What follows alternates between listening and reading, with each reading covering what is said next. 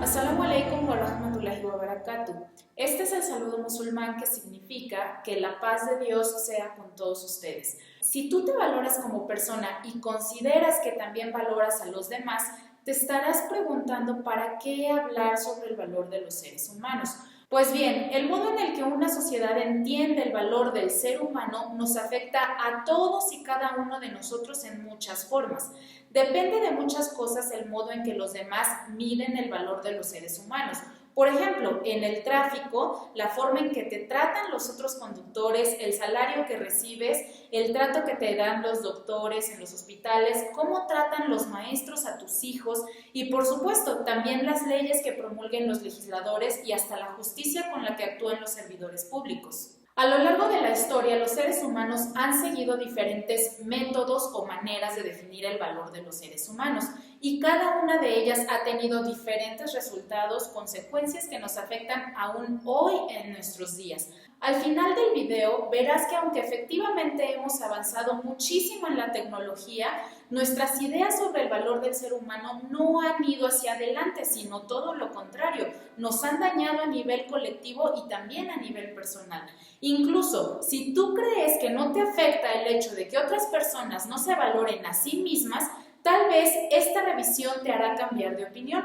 Así que hablemos sobre el valor del ser humano, más allá del género, más allá de la religión, la nacionalidad, la edad, el color de piel, etc. Empecemos. ¿Cuánto vale un ser humano? ¿Qué es un ser humano? Desde la perspectiva de la ciencia, la química dice que el ser humano es la suma de componentes químicos. En un artículo que leí de la UNAM, dice que aunque los cálculos varían, el cuerpo humano consta de 65% de oxígeno, 18% de carbono, 10% de hidrógeno, 3% de hidrógeno, 1% de fósforo, 0.5% de calcio, 0.35% de potasio, 0.25% de azufre y mínimas cantidades de sodio, de cloro, de magnesio, cantidades minúsculas de otros elementos. Entonces, dice que el precio de todo esto es entre 1 y 15 dólares. Este cálculo me parece gracioso, ¿no creen? Pero es real, de eso está compuesto el ser humano. En la medicina, por ejemplo, se ve al hombre como un objeto corpóreo y genérico sobre el cual se le ejerce la actividad curativa. Ya entiendo por qué algunos médicos nos tratan tan fríamente, pues nos ven como objetos. La antropología, por ejemplo, dice que es el único animal que tiene cultura. Finalmente dice que somos animales y que además ocupan la cultura para tapar y justificar los múltiples defectos. La psicología, con el psicoanálisis de Freud, reduce a la persona en un ser eminentemente sexual. De hecho, trata las enfermedades mentales por los conflictos sexuales inconscientes que se originaron en la niñez. Para la política, el ser humano vale por su voto y el voto puede costar desde una cubeta, un vale de despensa o dinero. Desde la teoría de la evolución de las especies de Darwin, el ser humano evolucionó del chango, o sea, reduce al ser humano a pura materia evolucionada. Las ideas del hombre desde algunas concepciones filosóficas a través del tiempo son: los griegos como Platón, Aristóteles, Anaxágoras dicen que el hombre es un animal racional, es decir, tiene una racionalidad que está por encima de los instintos, y aunque postulan que la dignidad humana se desprende del conocimiento, entonces desfavorece totalmente a las personas con enfermedades como el síndrome de Down u otros males que les impidan ganar conocimiento.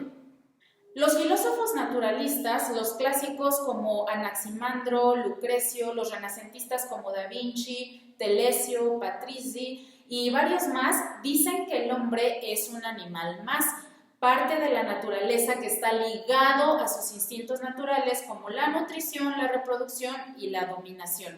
Hay una idea misantrópica también o pesimista. Sus representantes son Lessing y Schopenhauer, quienes dicen que el hombre es un fracaso de la naturaleza. Bueno, ¿qué onda con esta perspectiva? Cualquier seguidor de esta corriente debe sufrir una tremenda depresión al sentirse todo el tiempo como un total fracaso. Por otro lado, la idea del superhombre de Nietzsche está ligada al nacionalismo y al racismo de Hitler, por ejemplo, en Alemania, de Mussolini en Italia, de Stalin en Rusia, quienes justificaron sus genocidios en esta filosofía. De esta concepción se deriva, por ejemplo, también la idea del hombre Dios, es un superhombre, ¿no? Finalmente, esta concepción no le bastan los dioses que crearon, por ejemplo, los griegos, los egipcios o los aztecas, pues ofrece la idea de que todo ser humano, cada uno de los seres humanos es un dios. Y bueno, pues está comprobado, ya ven la canción de Enrique Iglesias que dice que quiero ser tu héroe, quiero ser tu Dios, bueno, ahí está el ejemplo. El materialismo, sus representantes son Marx y Engels. Lo material es más importante que el pensamiento. La persona vale según lo que es capaz de producir materialmente en un trabajo. Una persona incapacitada, por ejemplo, pero con potencial intelectual, para esta corriente no tiene ningún valor. Según el capitalismo, que es otra corriente, la persona vale lo que consume, lo que es capaz de comprar, las deudas que puede adquirir con el banco, o sea, las tarjetas de crédito, la fragilidad de la mente para poder inducir a comprar compulsivamente a través de la mercadotecnia y la publicidad. Un consumidor moderno dice: yo soy igual a lo que tengo o igual a lo que consumo. Y esta idea capitalista está bien descrita en aquel libro de Guadalupe Loaesa que se llama Compro, luego existo.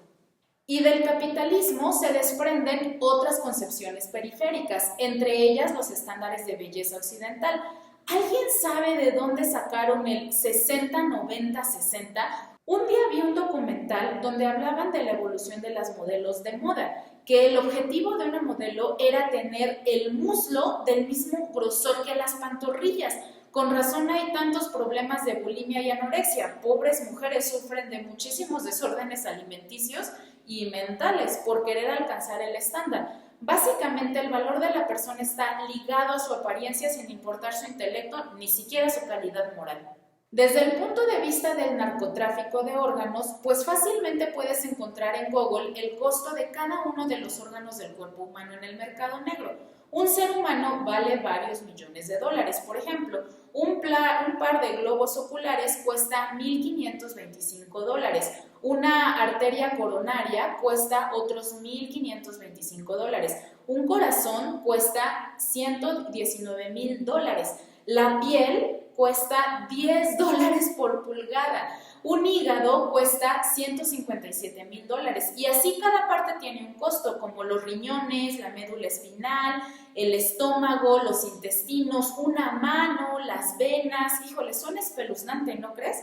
Desde la perspectiva de la delincuencia organizada, el ser humano vale según lo que sus familiares pueden pagar por su rescate en el caso de un secuestro, o simplemente lo que se le pueda robar por medio de asaltos o fraudes, o también depende del dinero que pueden hacer después de traficar con ellas, por ejemplo, venderlas, explotarlas como esclavas, prostitutas, o dependiendo de cuánto pueden contribuir al negocio de las drogas. ¡Qué panorama tan desolador!, ¿no crees? Creo que las concepciones anteriores nos pueden dar una idea de por qué a lo largo de la historia el ser humano se ha ido devaluando y básicamente lo reducen o a componentes químicos o a materia evolucionada o a un animal o lo elevan a un dios o a un ser no pensante que se deja llevar por la publicidad y lo que está de moda, o el valor que la delincuencia organizada le da a las personas, al ser humano. Lo que todas estas definiciones del valor del ser humano tienen en común es que no toman en cuenta que los seres humanos tienen una realidad biológica, una intelectual, una emocional y una espiritual. Son definiciones que ignoran importantes aspectos de nuestra humanidad y básicamente esta es la razón por la que no promueven ni producen el desarrollo y mucho menos la realización plena de las personas. Más bien todo lo contrario, producen infelicidad, depresión, neurosis al negar componentes de nuestro ser, degradación del ser humano que lo incita a comportarse como animal y seguir solo sus instintos, y una enorme frustración porque tiene demasiados defectos y debilidades como para ser un dios. Claro que también lo que tienen en común es que han servido como instrumentos para que unos opriman a otros, los blancos a los negros, los fuertes a los débiles, los más inteligentes a los menos inteligentes. Ninguna de dichas definiciones ha sido capaz realmente de propiciar equidad o justicia. Pero, ¿qué pasaría si en lugar de tratar de definir el valor de las personas nosotros mismos haciendo uso de nuestras ciencias o de nuestras filosofías, recurrimos a una lógica más sencilla? ¿Qué pasa cuando para encontrar el valor de las personas nos referimos a quien las creó en primer lugar? Cuando compramos un auto o un vestido, por lo general nos referimos al precio que los fabricantes les ponen. Luego entonces no debería parecer extraño que nos remitiéramos al creador para conocer el verdadero valor de las personas. El creador conoce las características del ser humano y a diferencia de una fábrica que produce en serie, el creador nos creó únicos e irrepetibles, con una historia única pero con características similares, es decir, sabe lo que es mejor para nosotros como individuos, pero también como sociedad.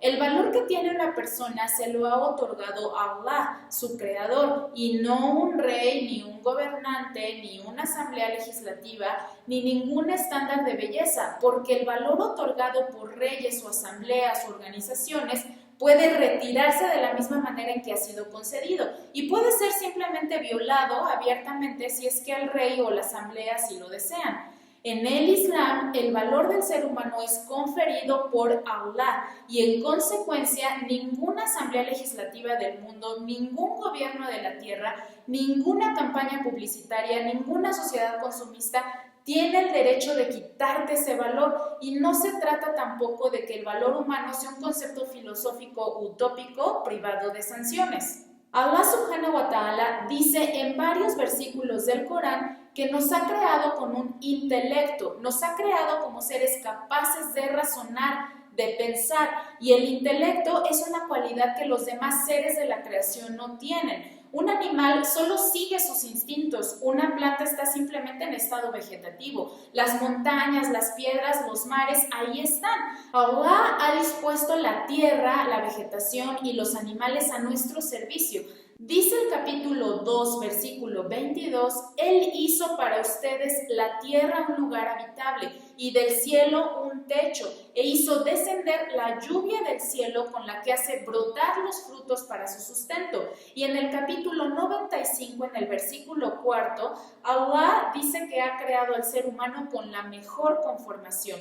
Allah eleva al ser humano por encima de la creación, porque le otorga el lenguaje, lo ha dotado de intelecto, de voluntad, de conciencia y de espíritu, pero igual lo ha creado con debilidades, con defectos que lo hacen estar en constante lucha por superarse a sí mismo y ser mejor persona. Lo ha dotado de sentimientos y le ha dado la enfermedad para que constantemente busque el refugio de su creador a través de la oración y a través de la paciencia. El ser humano es capaz de racionalizar este estado espiritual y humano con que Dios lo ha creado, y toda esta información lo ocupa para poder vivir en la tierra, pues todos los seres humanos nacemos creyentes, adoradores de un solo Dios.